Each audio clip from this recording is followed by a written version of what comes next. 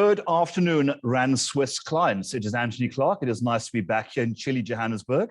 I think the last time I was here was in sometime in early March, and it was a little bit warmer. And I'm glad to have left wet Cape Town. I didn't realize I was coming to chilly Johannesburg, but here we are.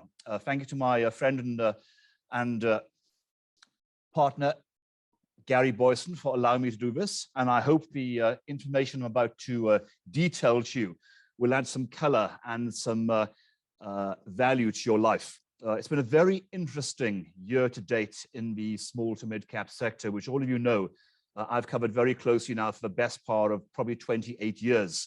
And as Gary was slightly panicking as I was running in the nick of time to make this meeting, I was just outside doing a phone call to a journalist regarding the shenanigans at Oceana Fishing, which I'll come to later as one of my talking points. So I think we'll do a bit of a wrap up. There's the mid cap, small cap sector, there's the mid cap sector, and there's the all share, showing you that the place to be is still the small cap sector during the course of this year. And I don't expect that to change for much of 2022. Many of the small cap stocks that have come out with trading updates and or results have actually astonished the market. And for an analyst like myself, that has covered the sector for the best part of 30 years, I'm consistently surprised that when companies issue good trading updates and the Business Day, which I'm a compulsive reader of, gives you the headlines, as does MoneyWeb and the varying newspaper offerings, they're always surprised at such great trading updates, where if you're an analyst covering the sector, you generally anticipate these are actually coming. So for example, recent trading updates from the likes of Mustec and Santova, amongst others, came as no surprise to me because very little is actually covered with these stocks. So when the trading updates actually come out, the share prices tend to run quite nicely. And in my later presentation, I'll give you one classic example, which is HCI, which I talked about to you when I was here in March. So I'm going to skip forward again, if I can work this thing. There's my top 5 for 2022 as of when I updated this yesterday before I flew to Cape Town. You can see that it's slightly off its best. It was up about 18%. We're now down, so we're now up about 16%, but it's still comfortably outperforming the varying benchmark indices that I track for this portfolio. The key star here is the first company, eMedia. Now, eMedia is a very small company. It's quite illiquid. It basically owns ETV, amongst other assets, part of the HCI stable. And I chose this company at R3.99, beginning of this year, despite its illiquidity, purely for the dividend. The dividend of this company is astronomical. So when I chose the stock at R3.99, my expected dividend yield at the time was around 12%. Now, at the end of the day, portfolios need to make capital gains, but some portfolios also need to make dividend income to actually make up for, either low growth in the company or just to get dividend flow. So eMedia to date has been a combination of both. It's been capital growth as the market realizes the inherent rebound in the COVID advertising market, and of course, dividends. The earnings that came out last week were even better than I anticipated. I had 55 cents a share. I think they came up to 64. And the dividend from memory was around 52 cents.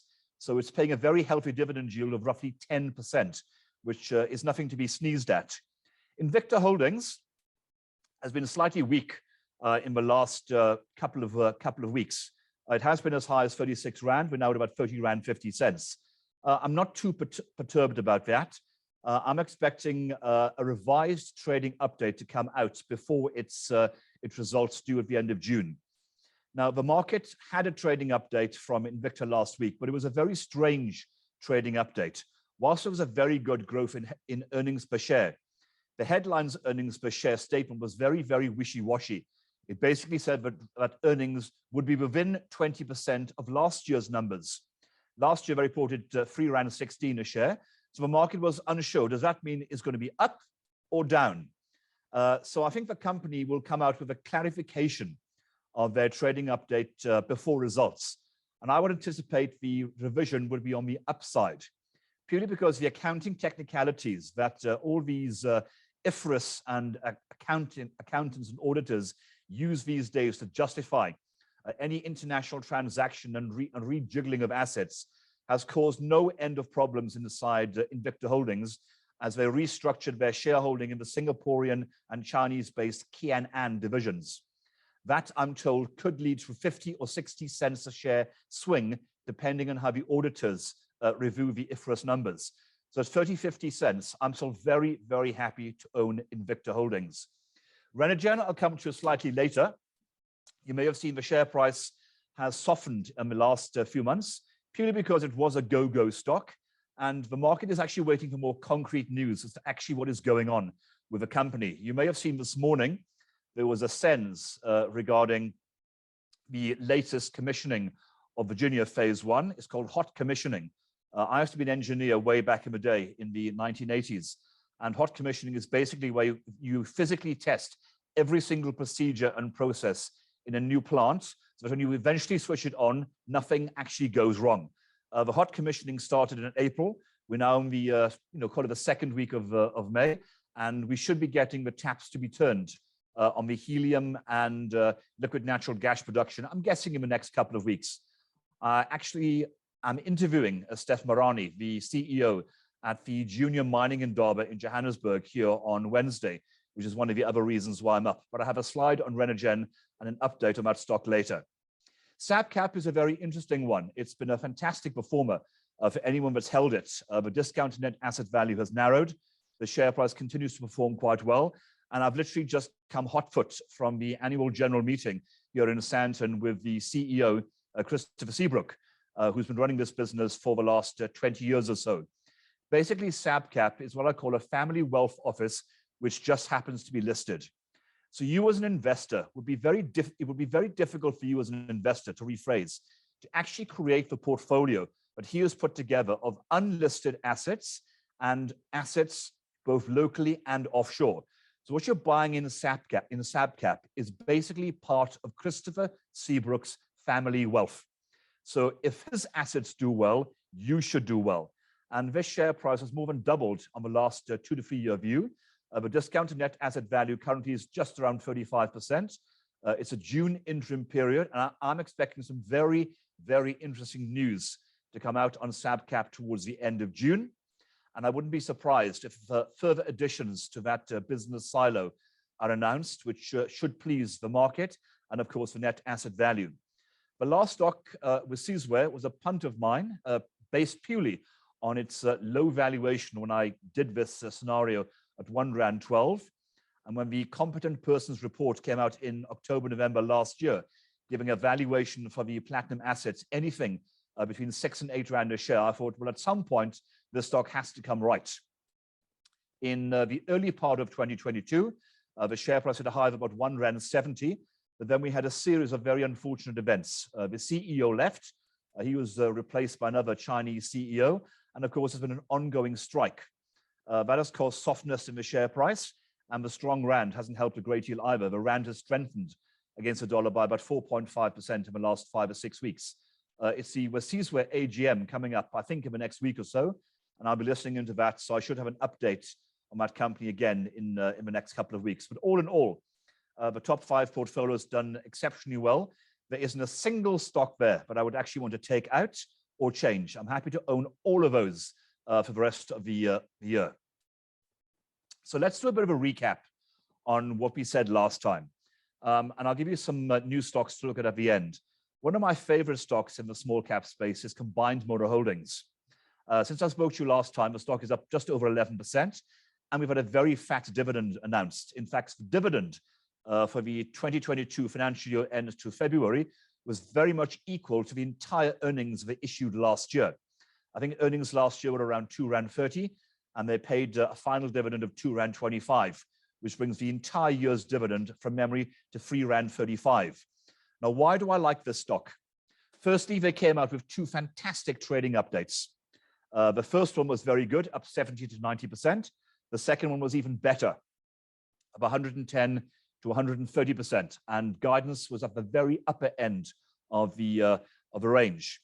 The share price moved accordingly. It hit a high recently of 32 Rand, and today we're back to about 30 bucks. But again, if I hold up my copy of the Business Day, for those of you that still read the old-fashioned newspapers, there's a headline in the Business Day, and I'll read. It says, SA vehicle buyers seek value in Asian brands. Now, we all know we live in a very difficult economy currently where there's no wage inflation, no wage growth, very little employment growth. And because of the international semiconductor chip shortage, the availability of top-end marques like Mercedes, BMWs, Land Rovers, and the like are proving to be very difficult. We also have a flooding in Natal, which wiped out the production of Toyota. They'll be out for about 14 to 16 weeks. There's also been problems at the Ford and Nissan operations in this country. So the availability of new vehicles is actually very, very tight. So CMH plays in a very wide portfolio of vehicles. The number one brand is Nissan, then Ford, and they're rapidly picking up market share in what I call the more affordable brands, of which Suzuki is one of their largest. So if you were to rent a car from First Car Rental, which is their business, I would lay money, it would probably be a Suzuki. So the headline in today's business day saying that people are looking for more value in their vehicles by buying Chinese-made cars like Geely, Great Wall Motors, and Haval strikes a chord with me because that's a very target market that CMH is looking for.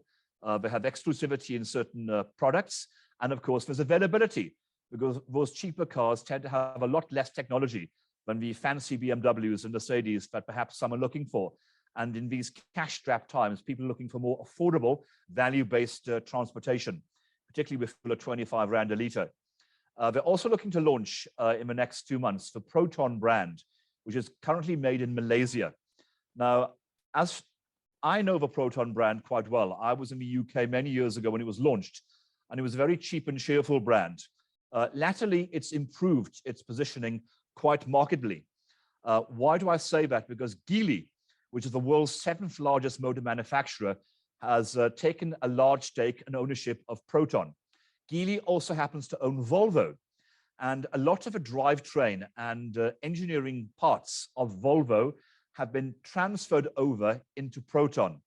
So as Jed McIntosh, the CEO of CMH, told me at the recent results, if you were to drive one of the new Proton 4x4s, which is the equivalent to, let's say, one of the Volvo 4x4s, apart from being a slightly cheaper price point, you wouldn't really see much difference. So they're looking to pick up significant market share in what I call the luxury middle market for people who are looking for all the bells and whistles from an upmarket vehicle, but are not looking for a price. So CMH, in my mind, at 30 Rand still has significant upside. And the real key to this company going forward is the ability to grow earnings.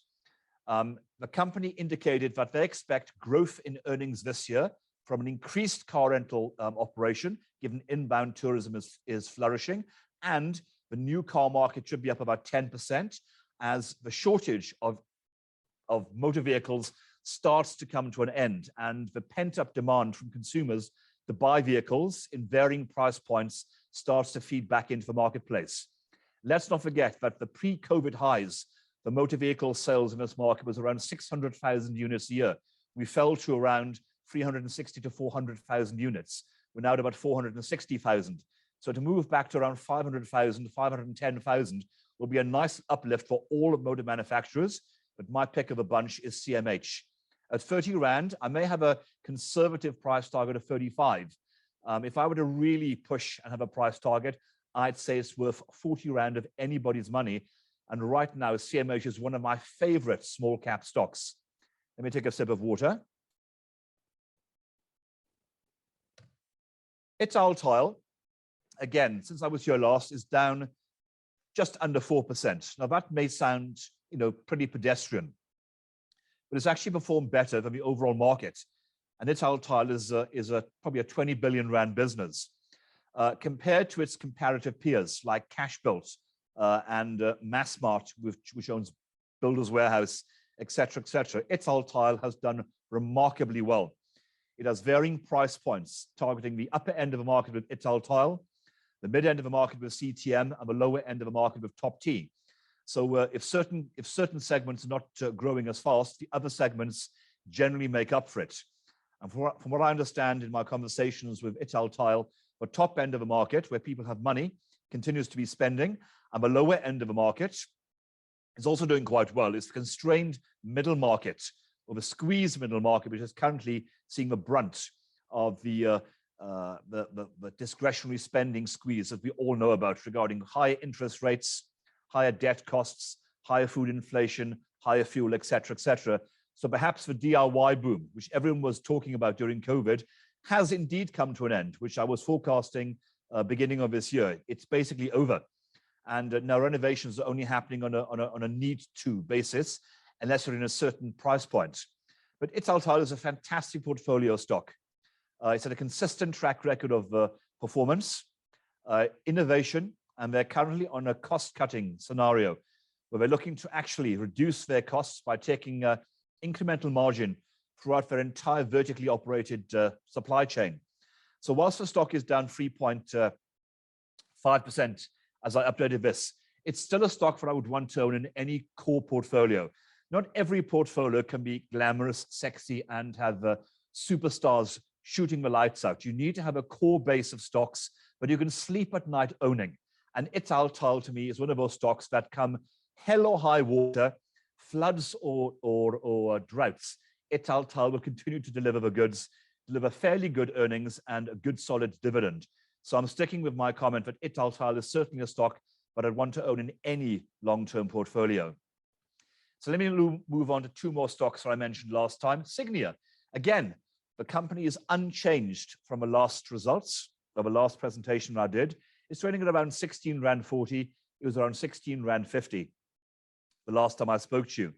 But at that stage, we were all awaiting the March interim results. I think from memory, results are coming out on the 7th of June.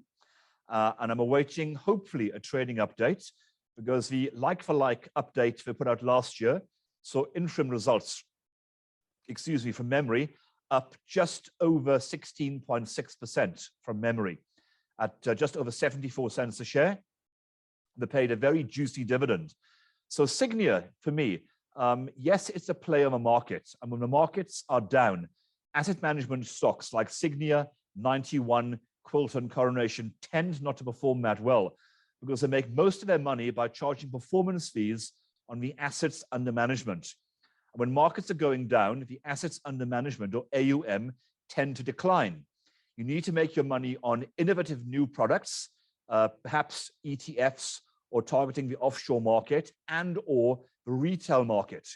And in Signia's case, whilst the AUM on the institutional side has been fairly flat, although they have won some small but nice new mandates, the real growth in Signia has come from their retail book, which grew very, very strongly last year, their ETF base, and their growing offshore market.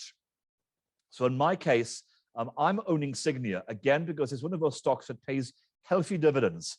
Last year, it had earnings of 1 Rand 70 and paid at a dividend of 1 Rand 35. And a 16 Rand 40 share price and a 1 Rand 35 historic dividend, that yield is significantly better than you would get from any money market account. And of course, you've got the benefit of potential capital gain. If markets were to ever stabilize and or pick up, most asset management companies would tend to move to the upside. I do not believe that Signia has as much downside risk as some of the other companies, purely because it has innovation in many other aspects of its portfolio that will mitigate market weakness. They're about to launch a brand new online portfolio, which is basically a copy, sort of the Quilter platform that they launched in the UK. And the Quilter UK platform brought in significant retail assets under management. That Signia platform is going to be up and running in the next month or two, and they have very, very high hopes. But once that automated platform is up and running, it should really appeal to retail investors and as such bring in lots of new assets under management to the retail portfolio. So I'm still very happy to own Signia, even if it's gone nowhere. On a relative basis, again, it's still done better than market. Now, the real dog in my portfolio, and to excuse the pun, the splinter in my finger, has been York Timbers. It's still up from where I initially selected it back in the day at 1 Rand 78. But in terms of when I recommended it to you, the Rand Swiss client base, it is down. And it's down again from March. A combination of some very unfortunate factors, mainly a strike at their core operations has seen the employees down tools and walk off. And that has led to a significant decline in the underlying operation performance of York. and that'll probably lead to a really awful trading update instead of results. Now, am I fairly concerned about this? The answer is yes and no. Whilst a strike and a loss of profits in any business is concerning, the reason I got involved with York back in the day is because of shareholder activism. Shareholder activism saw juicy net asset value of around £9.50 and a share price trading below £2. The shareholder activists, A2 investment partners, own around 20% of the business, and they've been trying their best to engender change within a business which has not had any material change in 10 years. They have an old, stuffy board. They have a chairman who's in his 80s, who's reluctant to change the business for the better. And it seems, in my eyes, to be what I call jobs for the boys, where they don't really want too much change, because if there's change, it means that their cozy little world will be turned upside down. But at the end of the day, change is good. Change brings about investment. Change brings about new practices. Change brings innovation, investment, and profit.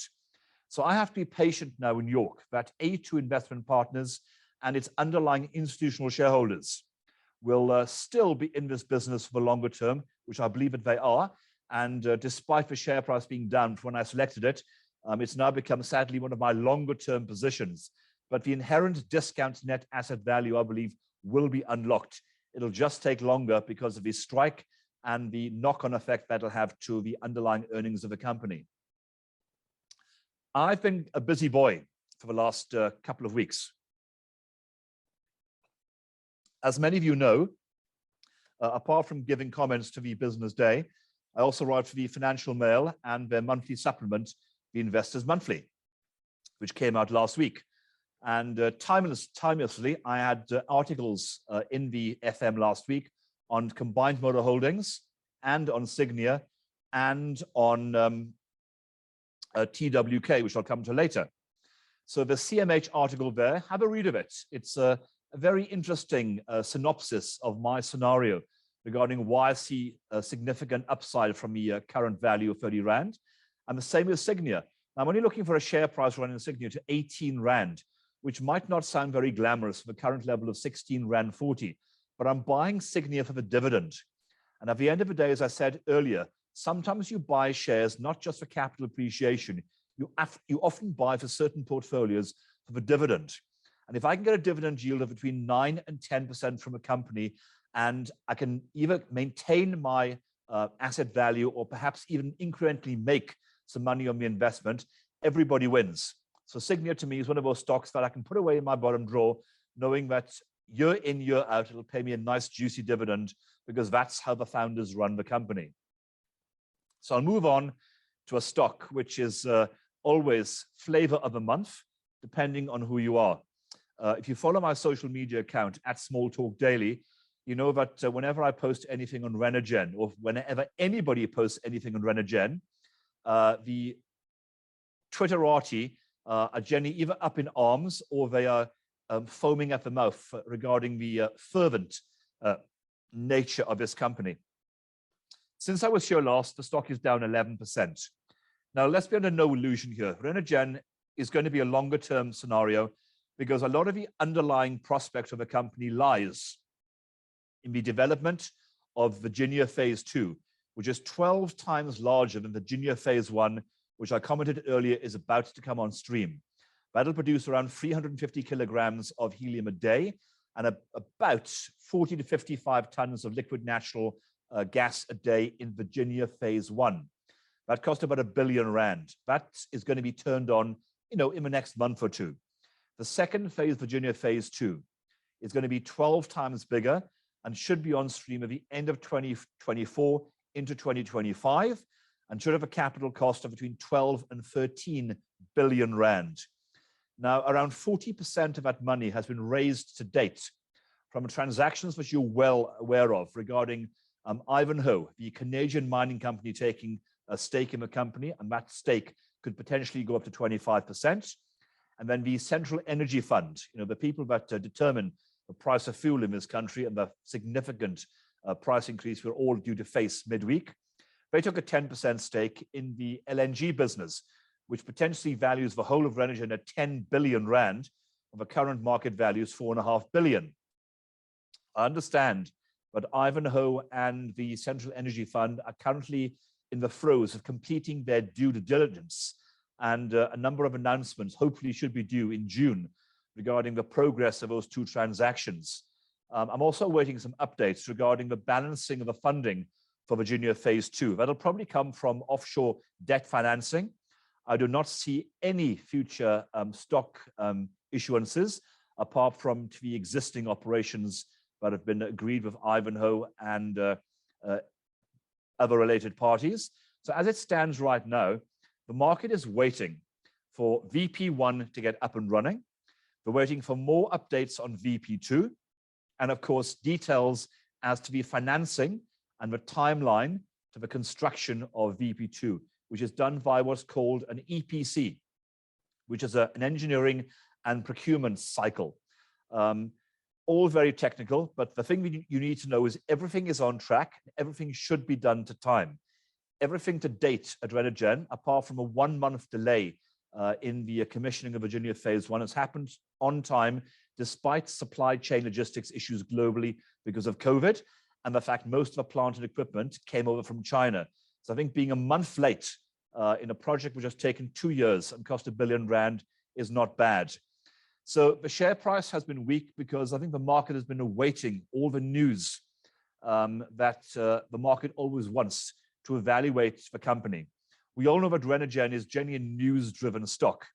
And I would anticipate in the course of the next few weeks, given that the company recently had its annual results out and management is going to conduct an international roadshow in the US, the UK, this country and Australia, some significant news flows should hopefully come out on Renergen in the next month or so.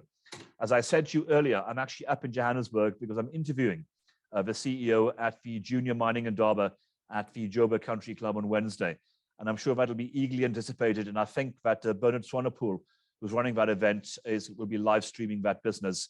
So you'll be able to catch the update on Wednesday. I think it's about 12 o'clock. Anyway, moving on.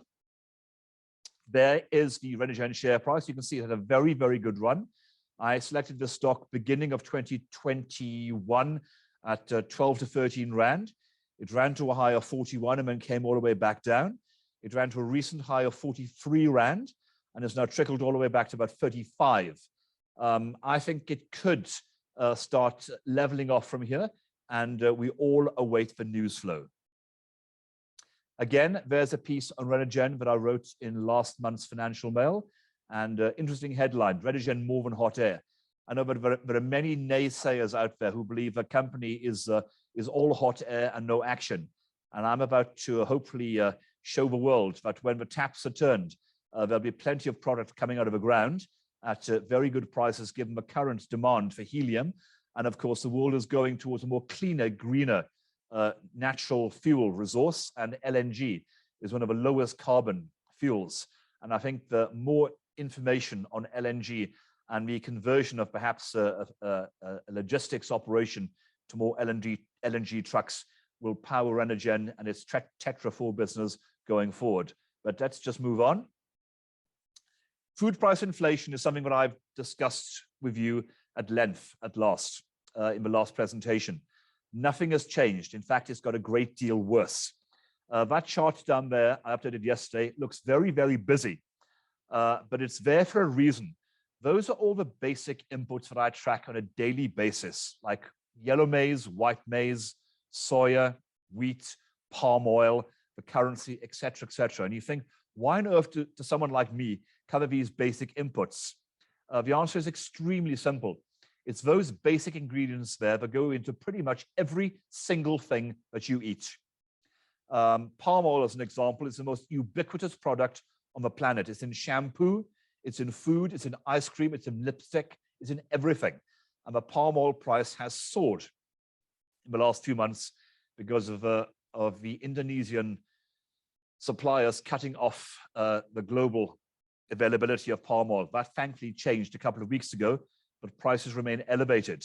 Look at the underlying pricing increases there domestically for maize, which is the basic starch of the low income classes, and more importantly, the price there of wheat.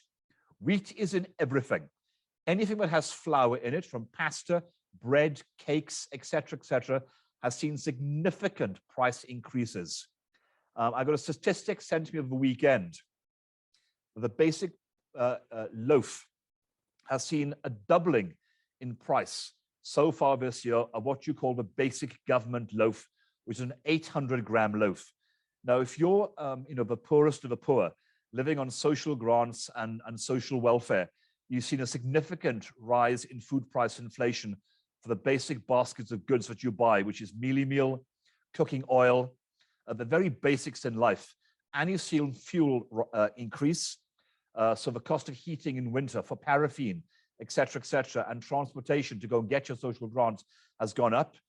These food price inflation will come as a significant shock to you, but it's also impacting the broader lower and middle market. I'm sure all of you, like myself, have gone into Pick and Pay, Checkers and Woolworths and been astonished at the significant price increases we have seen, particularly in the last couple of months, of day-to-day goods. And I'm going to tell you, it's going to get a lot worse. I've spent the last 2 weeks speaking to many food companies like Tiger Brands, AVI, Rhodes, Oceana, Sea Harvest, etc., and they're all saying there are double-digit price increases currently being put through, because you have to put price increases through before winter hits this country, because it is very, very difficult to get price increases on the shelves and through the retailers' systems in winter in this country. So I would say to you that the comment that I've had back from many of my food producing stocks is be prepared for significant price increases on the shelf towards the end of July. As they start pushing them through now, the retailers start to see what the market reaction is like, and there'll be push from both sides. Retailers will say you're charging too much. The food producers say we actually have to push the prices through because our inputs have gone up.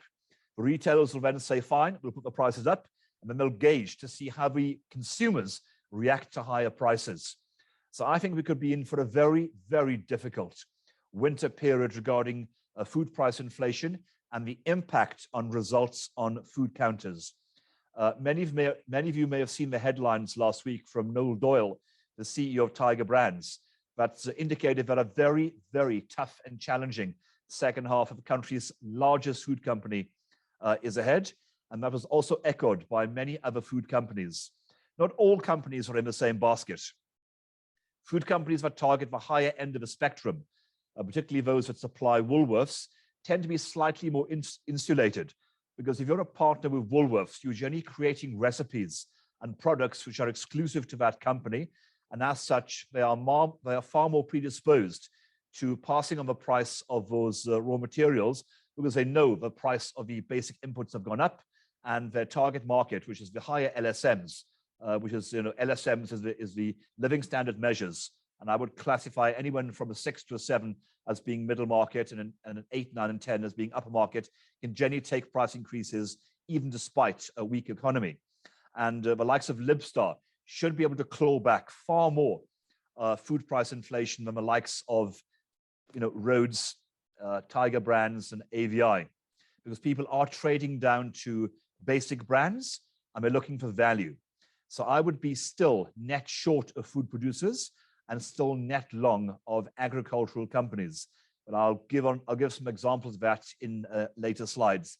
And of course, on the fishing sector, which remains one of my favorite counters to be in. There is an updated chart of the SAFEX and US corn price. The chart in blue there shows you that despite the price having come off its recent highs, the price of corn in the US, which drives global markets, remains extremely elevated. When it recently hit a high of $8.27 a bushel, it's the highest price that the world has ever seen in one of the most ubiquitous products that is grown globally. That is what is driving global food price inflation. The other chart there is for SAFEX yellow maize, which is a key ingredient into animal feed and poultry feed into this country. Look at that run in the chart. When the price was trading around 1850 to 2000 rand a ton, The likes of an Astral Food and RCL were making a great deal of money because they could sell chickens at a reasonable price, and the input costs were very well contained. Right now, with the yellow maize price at about 4,700, the high was recently 4,009. They're seeing major margin contraction, which is why price increases are being pushed through, hoping to claw back a lot of those price increases. So anyone that uses maize in their input costs, and that involves egg production, milk production, red meat production, poultry production, are currently having a very, very difficult and challenging time in terms of recouping higher margins, not just the input costs from feeding the underlying animals, but electricity's gone up, fuel's gone up, and of course the labor situation is not getting any easier. So the food producer sector is still an area that I would still be avoiding. Threats and opportunities, another sippy.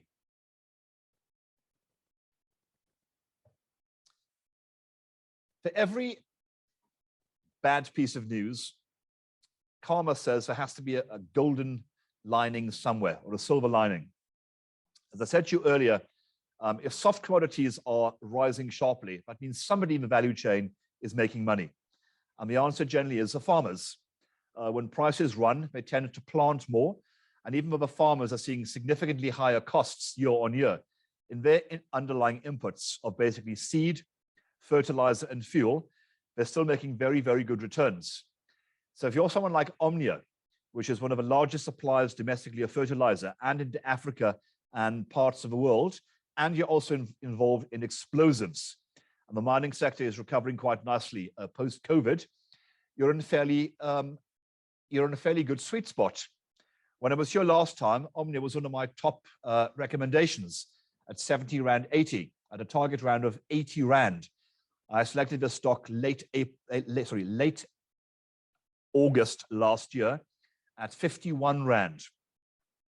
As it stands this morning, Omnia is at a new 52-week high of just under 88 Rand a share. And I was asked over the weekend what my new target price is, and the answer is 100. We have a trading update due imminently from Omnia. I think it'll be stellar. We also have results coming out towards the end of June, and I'm on record stating I'm expecting another very healthy dividend, and a special dividend. Potentially, we could see 8 Rand a share in dividend coming from Omnia. Why do I say that? Those of you with memories remember when Omnia was flying high and the share price was north of 160 Rand. And then it over-leveraged itself. Its nitrophos plant didn't do that well. And a combination of circumstances led the company to completely collapse. Management were changed. And the company still had a significant debt pile. And the only way it could claw itself out of that debt pile was with a rights issue a few years ago at 20 Rand a share and asset sales. And the new board of the company were adamant that to reward shareholders for bailing them out at $20, they wanted to return that 20 Rand rights issue back to you, the shareholder, in dividends and special dividends in a rapid space of knots. And let's not forget that last year, you got a 2 Rand ordinary dividend and a 4 Rand special dividend, which is $6. If you get the 8 Rand that I'm forecasting this year, a significant chunk of a 20 Rand rights issue price will have been returned to you in a very short space of time. I'm also forecasting that Omnia will have a very good 2023, because if soft commodity prices remain elevated, there will be every incentive for farmers in this country and in Africa to keep on planting. They may change the composition of the field crops towards less nitrogen intensive crops like maize, more into soya, sunflower, and the like. But the demand should still be there. And whilst the fertilizer prices have started to come off from the recent highs, domestically the prices remain very bullish. So in my mind, Omnia, even today at 88 Rand, the easy money has been made. Would I be taking some profit on the table? If I was in at 50 Rand, the prudent fund manager in me says, yes, I would probably take some profit off the table of Omnia. But if I thought the trading update was going to be good, and there's a strong chance of a special dividend, there's a very old stock market saying, it's called buy in anticipation, sell in the news. The market is expecting very good results and is expecting a special dividend. The question is timing. Do you wait until near the trading update and near results to take your profit, or do you wait for the actual results to come out of a trading update and then take some profit? I'm more on the latter. I would wait to see what they come out with and the narrative going into 2023. I still think I'll get my 100 Rand a share. As I said, we're at 88 Rand this morning. And if I get my 6 to 8 Rand or even more special dividend, it'll be the icing on the cake. I will reevaluate my Omnia call post for trading update and results, which, as I said, should be out towards the end of June. There are 2 links at the bottom of this little slide presentation, and they link back to reports that I've written in the past on Omnia as to why I'm so keen on the company. There's the share price. I wrote back in August 2021, I could not believe why the share price was trending sideways.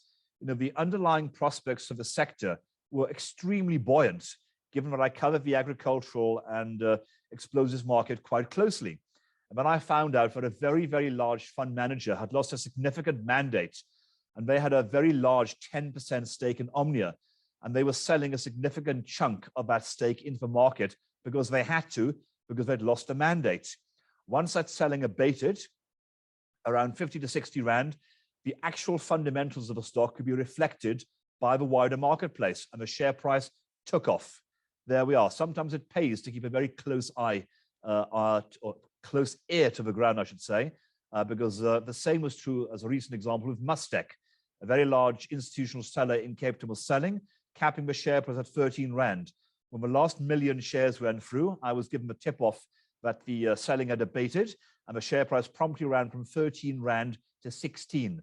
So sometimes it pays to keep a very close tab on what companies are doing, and hopefully the intelligence you get from your broker and your colleagues here at Rand Swiss, and they can give you the heads up as to what the next scenario could be. Omnia, to me, remains a very interesting prospect. Moving on, food producers. As I said, I would stay long of the agricultural co-ops. Co-op Agri has been a favorite of mine for the best part of 10 years. It's the 5th biggest position in my personal pension fund, and I'm on public record saying it's one of the only retail shares that I will never sell. Now, never is a big word for an analyst, but in this case, I mean it. I think the underlying prospects of the company are solid. The lights have gone off. I hope there's no load shedding, and I hope you can still hear me. And Co-op Agri is currently weak for a very specific reason. And if you understand the reason, you'll understand what is currently going on and why there are opportunities in the basket of shares I'm about to indicate to you. You may have seen the news that Zeda Investments, which is the agricultural arm of PSG Group, is basically unbundling itself and selling off assets. It recently unbundled its 42% stake in Co-op Agri, and the market suddenly was awash with shares.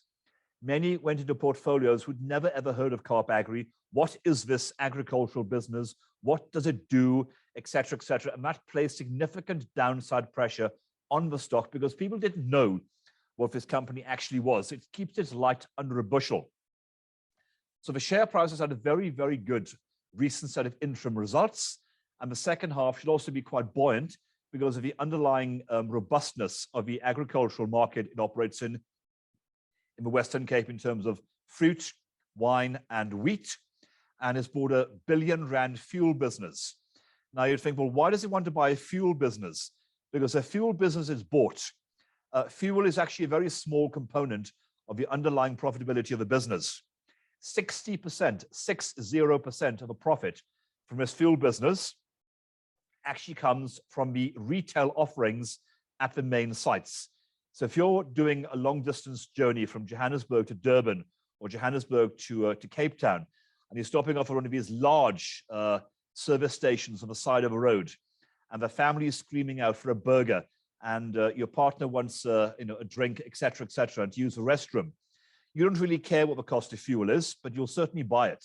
And you'll also buy a pie or a Wimpy or a Steers and a soft drink for the kids. And those prices tend to be substantially higher than what you'd normally pay at a standalone Steers, Wimpy, et cetera, and that's where they make their money. So going forward, the debt they've taken on for this business should be repaid in about 4.5 years. And after that, I'm forecasting with a net free cash flow from a fuel transaction should be around 180 to 200 million rand a year, which means that Carp Agri at some point in the next 4 years will start paying astronomically good dividends. Now, I like companies that have a consistent capital growth of 15%, which is what Carp Agri has done for the last 10 years, and that pays very generous dividends.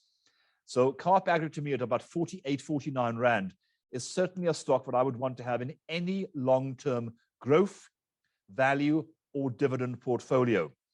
I would also keep an eye on the PSG unbundling. PSG, again, wants to delist itself, and the family wants to take PSG private. That vote will happen in the next quarter. So by the end of August, all of this, if it's done and dusted, should be water under the bridge. And then PSG will unbundle its 20% stake in Carp Agri. So what I'm trying to say to you here is the weakness in Carp Agri is short-term, purely because of the unbundling from Zeda, then the unbundling from PSG. And I would use any weakness in the next quarter to pick up some Carp Agri. If I could pick it up again in the early to mid 40s, I certainly would. I think on a 12 to 24 month basis, you'll be healthily rewarded. Just to expand on that topic, PSG is also unbundling its stakes in Curro, in Stadio, and a number of other assets like PSG Consult. So many of those companies have been weak because the market anticipates significant liquidity, and as such, they're just repositioning their portfolios. Stadio and Curro are well off their recent bests, and I do not expect that scenario to change until the PSG unbundling actually occurs. But the AGMs of both companies are coming up towards the middle to the end of June, and I will get updates on those companies. And I think personally, as I'm preempting one of my later slides, that Curro, when it hit 9.80 Rand in the last week or so, looks very, very interesting post all the unbundlings, and once portfolios have sorted out the underlying allocation they want towards private education. TWK is a stock that I've mentioned to you in the past. When I was here in March, it was trading around 36 Rand. It trades on the Cape Town Stock Exchange and on the A2X. It's not that liquid, but for a private client shareholder, it is accessible and there is fairly good two-way trade. I think today's trading at about 44 Rand a share. So it's up about 22% since I was here in March. It had very good interim results, and I'm forecasting earnings for its full year to August of around 7 Rand a share, and again, a good dividend. Now, this stock trades at a discounted net asset value. It was around 50 Rand at the interim stage. That should see a nice increase for the year to August. And the company has growth potentials regarding acquisitions and underlying expansion in its business, particularly in financial services. It's got a captive market base which you can market medical aids to, life insurance policies, general insurance policies for the agricultural sector, vehicle finance, etc., etc. And TWK at 44 Rand. If it earns my 7 Rand this year, it's at a P of just over 7, which I think is an astonishingly attractive price for a company which I think has at least 2 to 3 years of good growth ahead of it. And the key thing I like about TWK is it's basically unknown to the wider institutional market. With a market cap of around 1.6 billion Rand versus 3 billion Rand for Carp Agri, as the company starts to grow, it'll start to attract the attention of small to mid-cap funds on the institutional market segment. By the time they cotton on to what is going on, the share price won't be 44 Rand. That's one of the reasons why I've been recommending this stock for the last 12 months. I had a buy in this stock in December 2020 at 28 to 31 Rand a share. If I had a share price chart of this company, you could have bought this stock 5 years ago for between 7 and 13 Rand a share. It has been one of the best performing agricultural counters listed on the exchange and is still trading at a PE just over 7. So if I were to pick any one of the two stocks, if I only had to have one in the portfolio and I wanted exposure to agriculture, it would be TWK. I think there's good growth ahead of it, and my current target price is 60 Rand. There's a note again I wrote in this month's Financial Mail. I had TWK as my pick of the month. Again, you can see the share price there in green. It's been a fantastic run. There are very, very few counters in the food processing and agricultural space that have performed as well as TWK. And it continues to be a stock that is mostly ignored by the institutional market. And I think it's a stock that the private client market should easily look into and hopefully acquire for their own portfolios. Moving on again to food producers. They're the three stocks I mentioned to you in the last presentation: Sea Harvest, Libstar, and Oceana. They were all very stock specific. I'm very keen currently on the fishing sector, despite the fact that as I walked into this building, I saw the headline on SENS that Oceana's auditor, PwC, has basically walked out.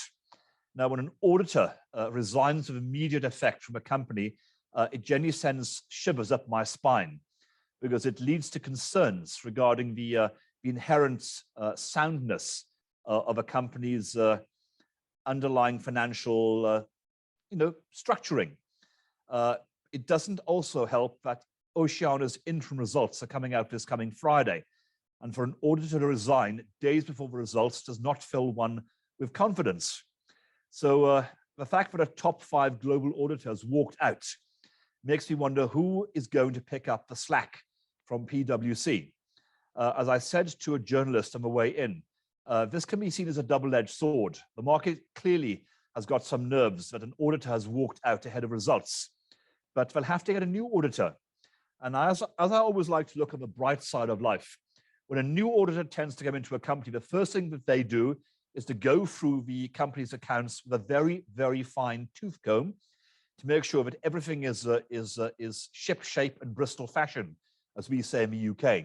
And if there are any irregularities or anything that perhaps is not 100%, they will change it because they've come in as the new auditors.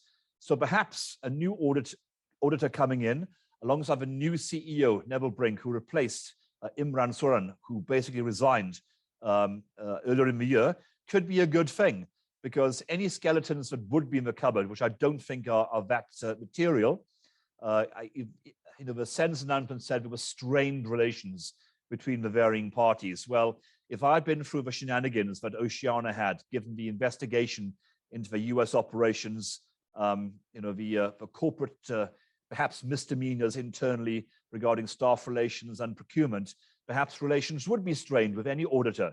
So let's see what comes from this. But I would think that a new auditor coming in, personally, it would be a fairly good thing.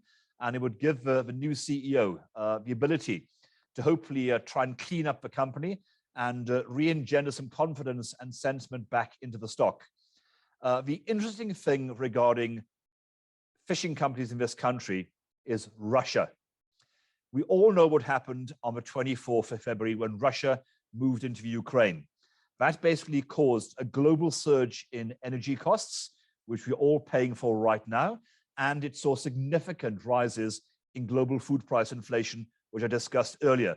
The cost of all underlying inputs, wheat, soya, sunflower, all rose to astronomical levels.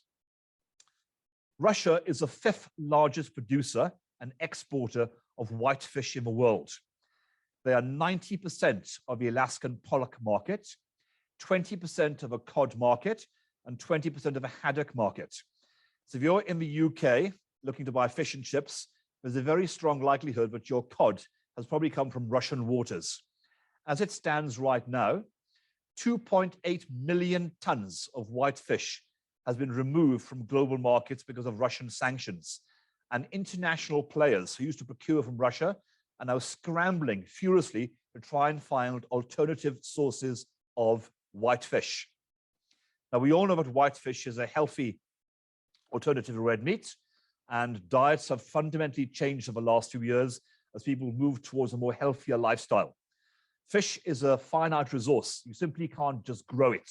You can't suddenly, produce more calves or grow more chickens. It has to be caught. And in many cases, the underlying catch is regulated in national fishing boundaries. So there's only so much fish in the world that can be caught on an annual basis. And if 2.8 million tons are suddenly vanished from a global supply chain, two things happen. One, you start to find a suitable source of replacement. And secondly, prices rise. Whitefish prices internationally have risen 30% since the Ukrainian war. That is good for companies like Oceana and especially Sea Harvest, but export globally into Europe, the US, and of course the Asian markets. Certain parts of Asia are still closed because of COVID. A very significant proportion of a live fish market, be it lobster, abalone, and the like, is actually air freighted into Asian markets. That has been closed. The second I see Cathay Pacific, All China Air, Dragon Air, Nippon Air, etc., landing at OR Tambo, is a second I will go very, very long on Sea Harvest as an example, knowing that the high value product that the Asians like in terms of live lobster and abalone are going back into those markets. Currently, it is precluded because of COVID regulations and high freight costs and the lack of availability of suitable logistics into that area. But on the international supply of white fish, the Russian angle is very, very interesting. I wrote an 8-page note on Sea Harvest last week highlighting this. And whilst the companies currently have not done that well on a year-to-date basis, Oceana's down 5%. That was before this morning's announcement regarding the auditor. And Sea Harvest is down just under 7%. And both will have a fairly difficult year this year because of higher fuel costs and the realignment of business. If I had to be anywhere in food producers, it would only be in the fishing stocks. I mean, they offer very good value.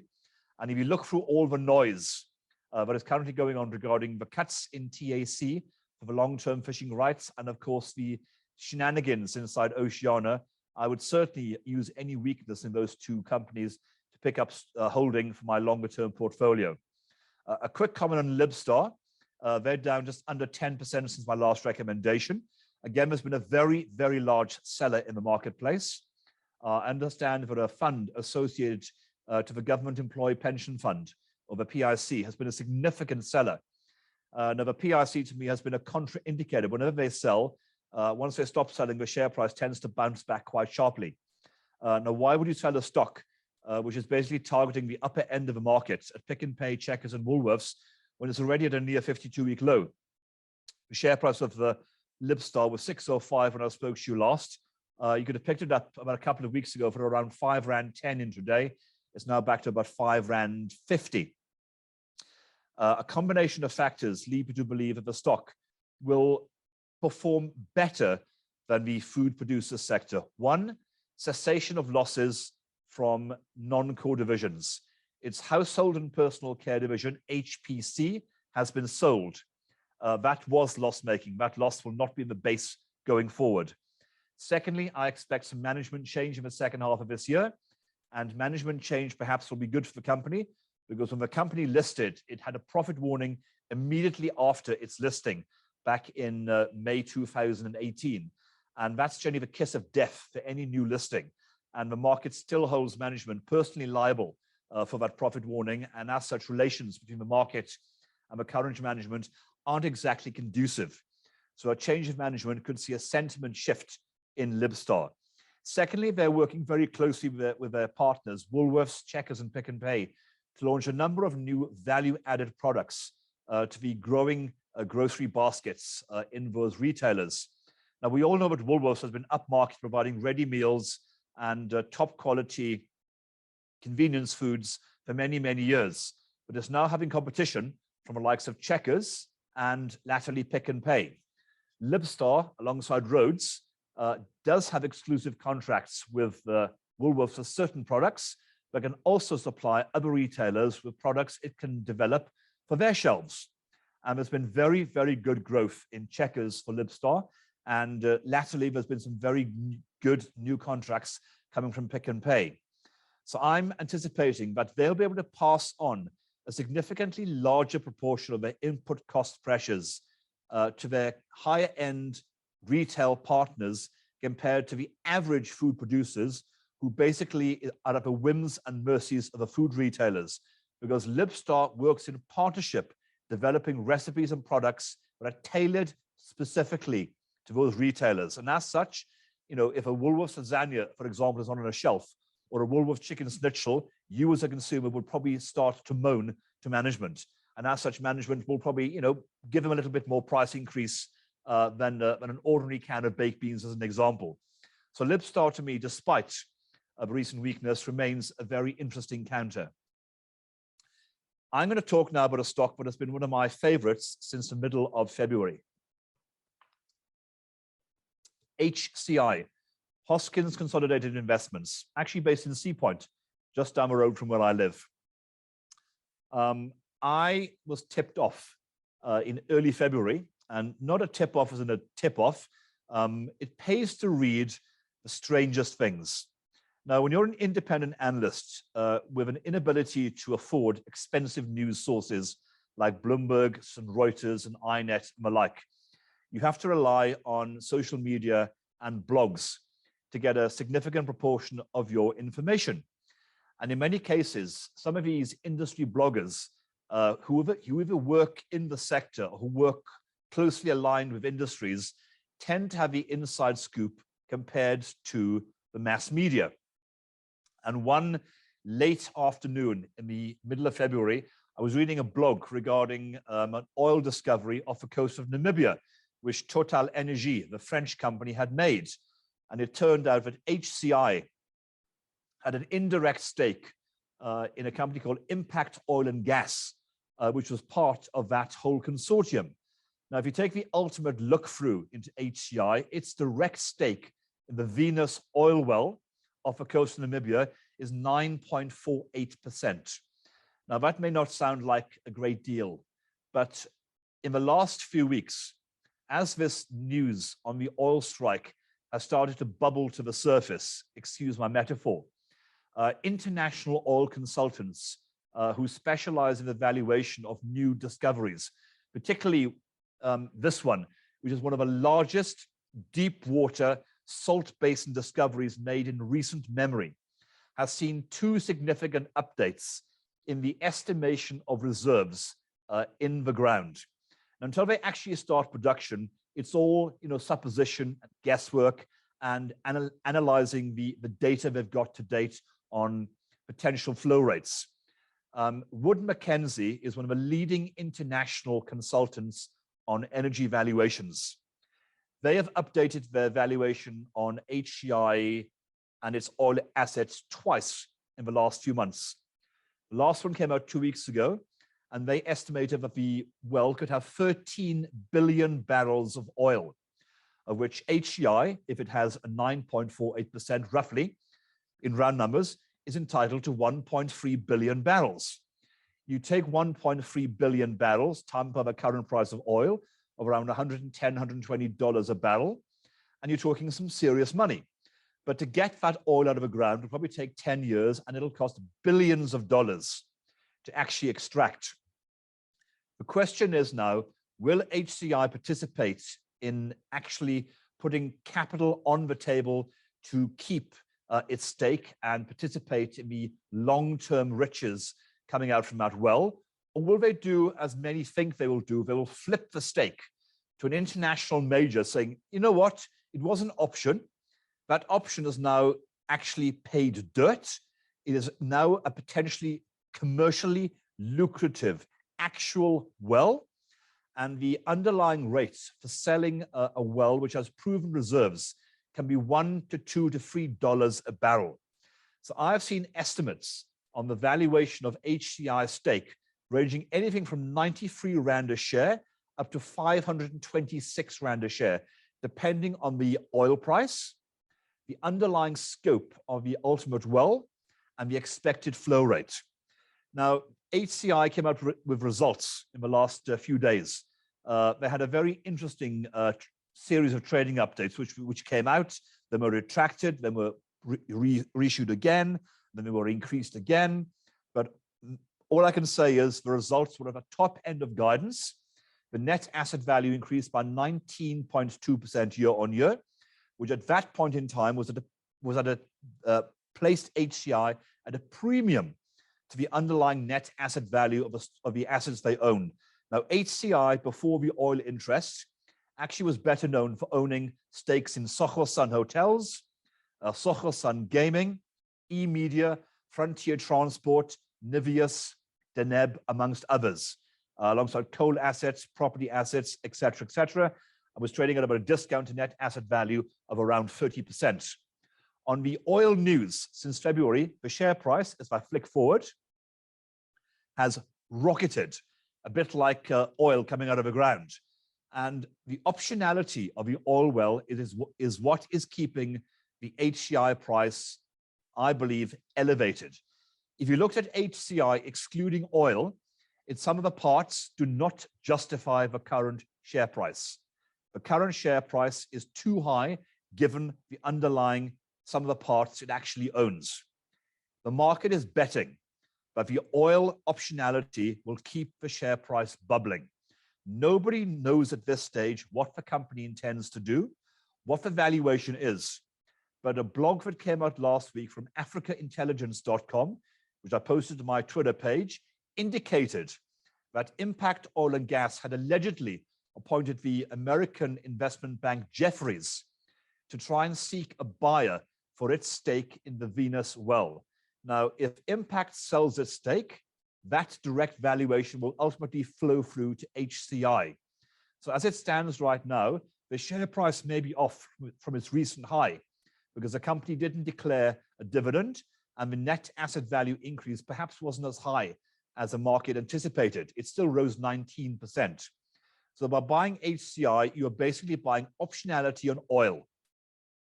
If the Russian crisis continues, if the oil price remains elevated, if they do indeed sell that stake or spin it off or some form of value accretive transaction, there could be significantly more upside in HCI. The lowest valuation, as I said, is in the 90s. The highest is north of 500 Rand.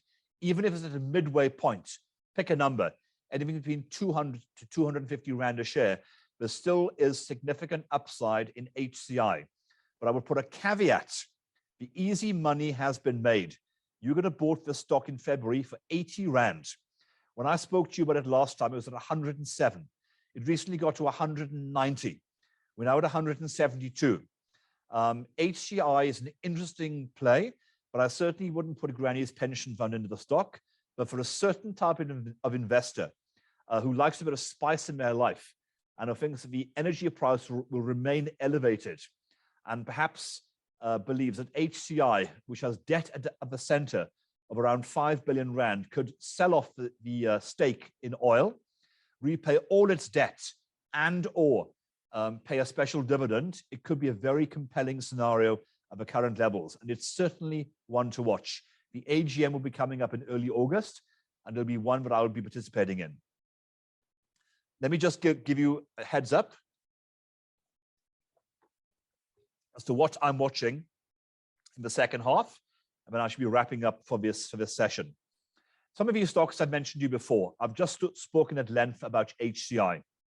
I mentioned earlier about Curro, but Curro to me looks like a very interesting proposition because it's been beaten down purely because of the liquidity issue coming from the PSG unbundling. Now, Avitec has been one of my favorite education stocks for quite some time. In fact, I first picked up coverage of Avitec 22 years ago. I actually spoke to the CEO and the CFO last week at the AGM, and I'm expecting a very, very healthy trading update for their June interim to come up. And I put a note out on that company last week. So if Avitec is doing quite well, Curro on its schooling side should be doing as well, given its cost base is very similar to Avitec on the schooling side.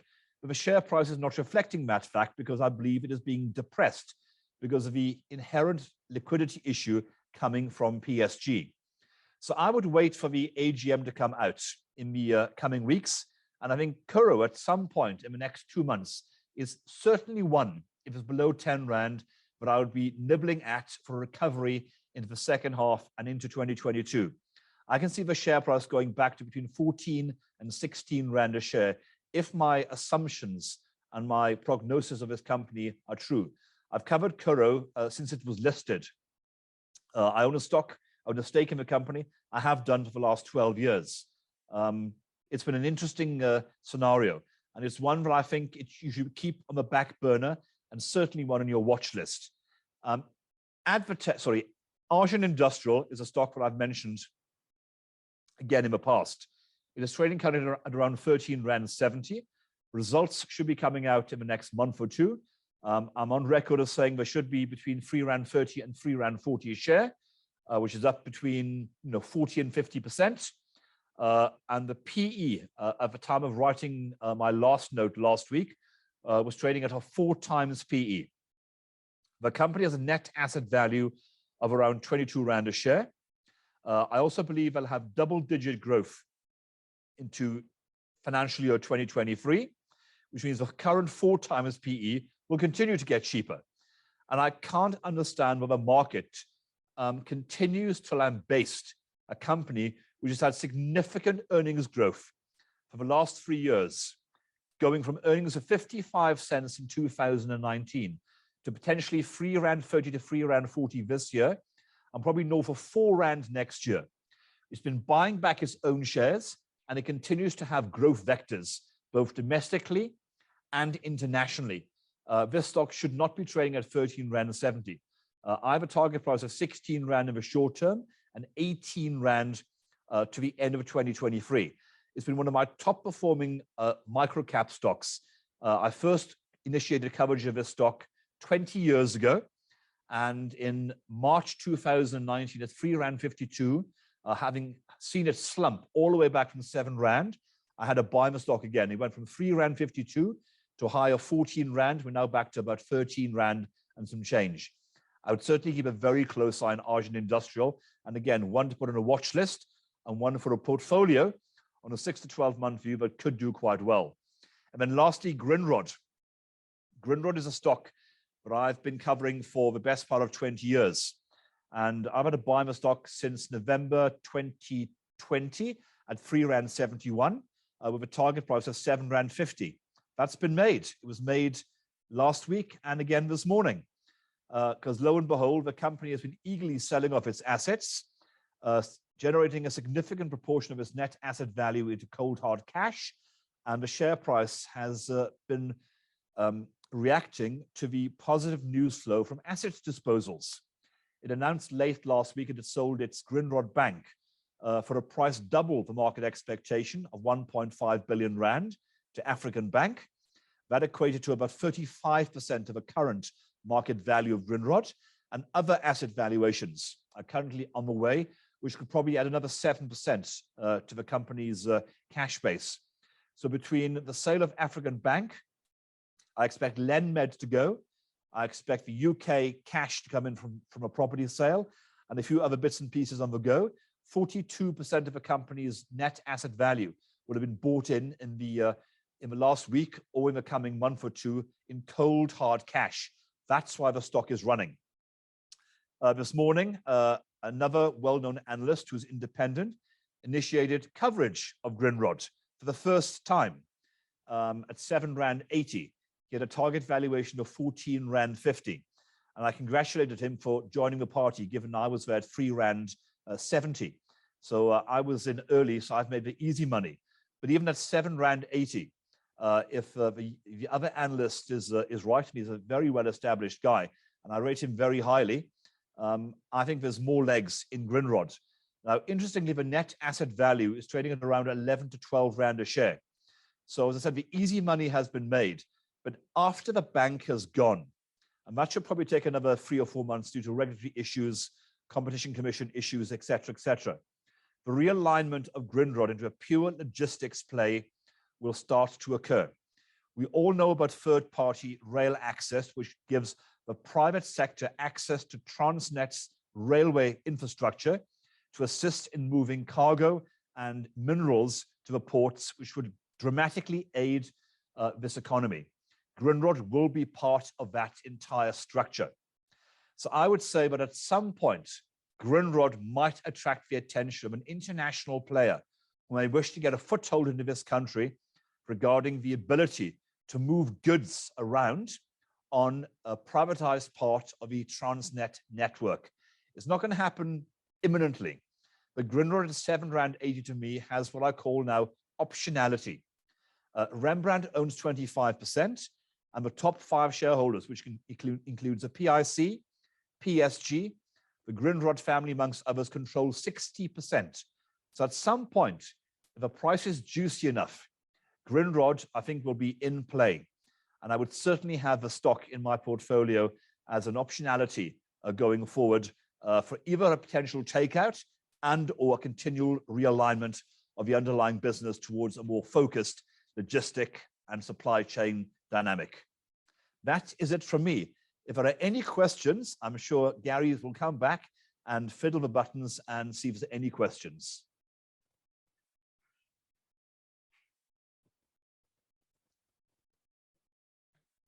Okay, I've put my glasses on now because I can barely see a thing. So if I go near to the screen, it's because I'm blind. Let's start off with okay, the first question is, which platform broker, Anthony, which platform broker you can buy TWK shares? It's on the Cape Town Stock Exchange, which is the primary listing, or the A2X. I don't know if you have access to those. Yeah, Rand Swiss, I'm told, has access to TWK, and it's certainly a stock that I would absolutely look at. Next question coming in. Lots of info on Advatec and Curro, but any thoughts on Stadio? Again, Stadio was my #1 buy in the education sector. It ran to a recent high of around 4 Rand 20, and again, it's weakened on the back of PSG announcing its unbundling of the Stadio stake. I listened to the last results. They're performing extremely well. They have a very asset-light, cash-generative model, and the AGM is in 2 weeks' time.